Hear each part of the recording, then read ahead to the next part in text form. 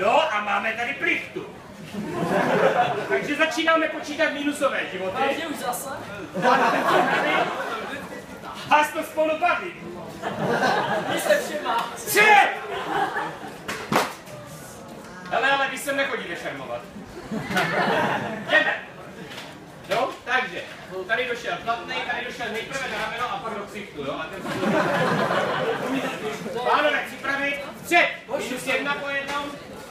A opět rozhodující, nepadl. Začínáte mě děsit. Vpřed! Stop! Tak. Odsud, co? Odsud tam docházíš někam? Baba, že? Ty myslím spíš tak nějak. Tam někde to tohle, tam je to byl vzduch, takže připravit. Bacha na ty spodní, jo, já mu nemůžu trestat, že se tam narveš tou hlavou. Před! Stop! Čistej přece, tady vítěz zde.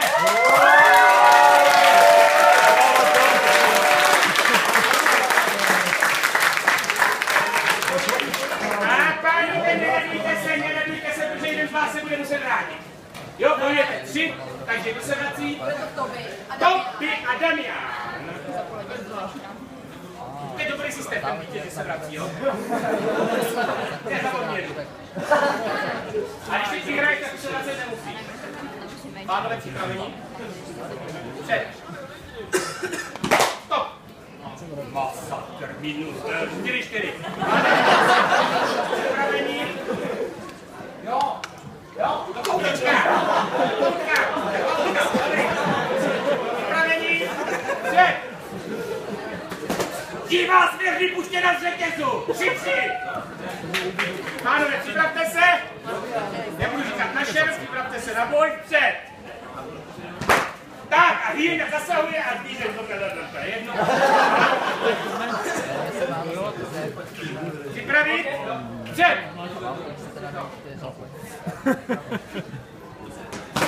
Ojete, kdyby to bylo úspěch, tak teče tolik krásné krve. 1. Někam bych se šel. Ale takhle můžeme pokračovat do rána. Já vás pak umlátím někoho tou tyčí a druhé věci. Připravit? Před.